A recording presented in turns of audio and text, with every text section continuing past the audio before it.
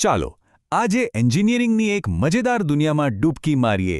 ક્યારેય વિચાર્યું છે કે એકદમ પરફેક્ટ રીતે ચાલતી મશીનમાં અચાનક ગડબડ કેમ થઈ શકે છે? આજે આપણે એવી જ એક રહસ્યમય ઘટના વિશે વાત કરીશું જે સિન્ક્રોનસ મોટર્સમાં થાય છે, જેને કહેવાય છે હન્ટિંગ. તો ચાલો આ રસપ્રદ વિષયને ઊંડાણપૂર્વક સમજીએ. તો હન્ટિંગ નામ થોડું અજીબ છે નહીં? મતલબ મોટર વળી કોનો શિકાર કરવાની? પણ એન્જિનિયરિંગમાં દરેક શબ્દ પાછળ એક ચોક્કસ કારણ હોય છે. ચાલો જોઈએ કે આ નામ પાછળનું સાચું ટેકનિકલ કારણ શું છે. તો આજે આપણો રોડમેપ કેવો રહેશે? જુઓ, આપણે આખી વાતને એકદમ સરળ રીતે એક વાર્તાની જેમ સમજીશું. પહેલાં તો સમસ્યા શું છે એ જાણીશું. પછી જોઈશું કે કેટલી ગંભીર છે. એ પછી આપણે એના એક બહુ જ સ્માર્ટ સોલ્યુશન એટલે કે ડેમ્પર વાઇન્ડિંગ વિશે વાત કરીશું. અને છેલ્લે એ સમજીશું કે આ સોલ્યુશન કામ કઈ રીતે કરે છે. ચાલો તો શરૂ કરીએ.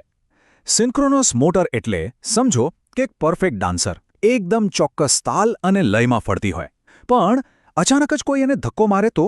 અહીં ધક્કો એટલે મોટર પરનો લોડ અચાનક બદલાય. બસ ત્યારે જ બધો ખેલ બગડી જાય છે અને તેની સ્થિરતા ખોરવાઈ જાય છે.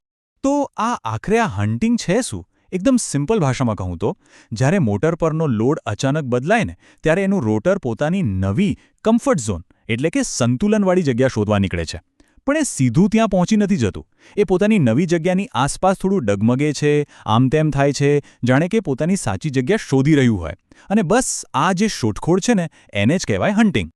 આને સમજવા માટે એક મસ્ત ઉદાહરણ છે. પેલું ઘડિયાળનું લોલક જોયું છે? આપણે એને એક બાજુ ખેંચીને છોડી દઈએ તો શું એ સીધું વચ્ચે આવીને ઊભું રહી જાય છે? ના, રાઈટ? એ પહેલાં થોડીવાર આમ તેમ ઝૂલ્યા કરે છે અને પછી ધીમે ધીમે શાંત થાય છે. બસ રોટરનું હન્ટિંગ બિલકુલ આવું જ છે. હવે સવાલ એ થાય કે આટલા નાના અમથા ઝૂલવાથી શું ફરક પડવાનો? પણ સાહેબ, આ વાત જરાય નાની નથી. આ જે નાનું સરખું ઓસિલેશન દેખાય છે ને એ બહુ મોટી મુસીબત ઊભી કરી શકે છે. ચાલો જોઈએ કે આ કેટલું ખતરનાક બની શકે. તો જુઓ, સૌથી પહેલો ખતરો મોટર પોતાનો સિન્ક્રોનિઝમ એટલે કે પોતાનું બેલેન્સ જ ગુમાવી દે અને બંધ પડી જાય. પછી આખા પાવર સપ્લાયમાં વોલ્ટેજની વધઘટ શરૂ થઈ જાય. અને એનાથી પણ ખતરનાક વાત મિકેનિકલ રેઝોનન્સ.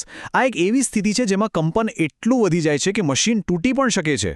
આ ઉપરાંત મશીનના શાફ્ટ પર જબરદસ્ત સ્ટ્રેસ આવે છે, આખી મોટર વાઇબ્રેટ થવા લાગે છે અને એટલી ગરમ થઈ જાય છે કે જાણે ભઠ્ઠી. એટલે કે આ કોઈ મજાક નથી, આ એક બહુ જ ગંભીર સમસ્યા છે. તો આટલી બધી તકલીફો, એનું કોઈ સોલ્યુશન તો હશે ને? બિલકુલ. અને એ સોલ્યુશન એટલે આપણો આજનો હીરો, એન્જિનિયરિંગનો એક ખૂબ જ ક્લેવર અને સુંદર ઉપાય, ડેમ્પર વાઇન્ડિંગ. ચાલો આ સ્માર્ટ ડિઝાઇનને જરા નજીકથી સમજીએ. અને જુઓ, આ કોઈ નવો સવો કે કોમ્પ્લિકેટેડ આઈડિયા નથી. હકીકતમાં આ તો મોટરની મૂળભૂત ડિઝાઇનનો જ એક ભાગ છે. એન્જિનિયરોને પહેલેથી જ ખબર હતી કે આવી સમસ્યા આવી શકે છે, એટલે તેમણે આનો ઉપાય પહેલેથી જ શોધી રાખ્યો હતો. તો આ ડેમ્પર વાઇન્ડિંગ દેખાય છે કેવું? બસ એટલું સમજી લો કે રોટરના પોલ ફેસ પર એટલે કે એના ચહેરા પર તાંબાના જાડા સળિયા લગાડેલા હોય છે. અને આ સળિયાના બંને છેડાને રિંગથી જોડી દેવામાં આવે છે, જેથી એક બંધ સર્કિટ બને. આખી રચના એક પાંજરા જેવી લાગે છે જે રોટરની સાથે જ ફરતી રહે છે. અને આ ડિઝાઇનની સૌથી જોરદાર વાત શું છે ખબર છે? આ છે એક તીર સે દો નિશાન. એનું મેઇન કામ એટલે કે પ્રાઇમરી ફંક્શન તો હન્ટિંગના ઓસિલેશનને દબાવવાનું છે. પણ એનું બીજું એટલે કે સેકન્ડરી ફંક્શન મોટરને સ્ટાર્ટ થવા માટે જરૂરી ટોર્ક આપવાનું પણ છે. મતલબ એક જ ઉપાયથી બે સમસ્યાઓનું સમાધાન. આને જ કહેવાય સ્માર્ટ એન્જિનિયરિંગ. ઓકે, તો હવે આપણે પહોંચ્યા છીએ આખી વાતના સૌથી રસપ્રદ ભાગ પર, કે આ ડેમ્પર વાઇન્ડિંગ આખરે કામ કઈ રીતે કરે છે? એવું તો શું જાદુ છે એની પાછળ? ચાલો આ જાદુ પાછળનું સાયન્સ, એનું ફિઝિક્સ સમજીએ. તો યાદ કરો પેલું હન્ટિંગવાળું રોટર જે આમ તેમ ઝૂલી રહ્યું હતું. જ્યારે આવું કરે છે ને ત્યારે એની સ્પીડ અને જે મુખ્ય મેગ્નેટિક ફિલ્ડ છે એની સ્પીડ બંને વચ્ચે ફરક આવી જાય છે. એટલે કે ડેમ્પર વાઇન્ડિંગના સળિયા અને મેગ્નેટિક ફિલ્ડ વચ્ચે એક રિલેટિવ મોશન એટલે કે સાપેક્ષ ગતિ શરૂ થઈ જાય છે. હવે ફિઝિક્સનો એક સિમ્પલ નિયમ છે. જ્યારે પણ કોઈ કંડક્ટર એટલે કે વાયર મેગ્નેટિક ફિલ્ડને કાપે ત્યારે એમાં વોલ્ટેજ એટલે કે EMF પેદા થાય છે. અને આપણું ડેમ્પર વાઇન્ડિંગ તો એક ક્લોઝડ સર્કિટ છે, એટલે જેવો વોલ્ટેજ પેદા થયો કે તરત જ એમાં કરંટ વહેવાનું શરૂ થઈ જાય છે. અને હવે આવે છે અસલી ટ્વિસ્ટ. અહીં લેન્ઝનો નિયમ કામે લાગે છે.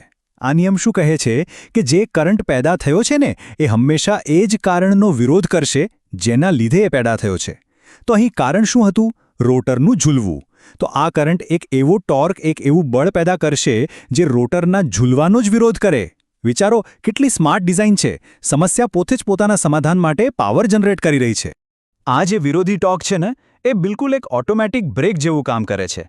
જેવું રોટર ઝૂલવાનું શરૂ કરે, આ બ્રેક એક્ટિવ થઈ જાય. એ ઓસિલેશનને ડેમ્પ કરી દે છે, એટલે કે એની એનર્જીને શોષી લે છે અને એને શાંત પાડી દે છે. અને પરિણામ? રોટર ફટાફટ પોતાની નવી સ્ટેબલ પોઝિશન પર સેટ થઈ જાય છે. અને આ આખી વાત આપણને એક બહુ જ સુંદર વિચાર પર લાવીને મૂકી દે છે. ડેમ્પર વાઇન્ડિંગની આ ડિઝાઇન કેટલી સુંદર અને કાર્યક્ષમ છે. એ સમસ્યાની પોતાની જ એનર્જીનો ઉપયોગ કરીને સમસ્યાનો અંત લાવી દે છે. તો છેલ્લે એક સવાલ મનમાં આવે છે, એન્જિનિયરિંગમાં આવી બીજી કઈ કઈ ડિઝાઇન છે જ્યાં સમસ્યા પોતે જ પોતાના સમાધાનનો રસ્તો બને છે? બહુ મજાનો સવાલ છે, નહીં? વિચારજો.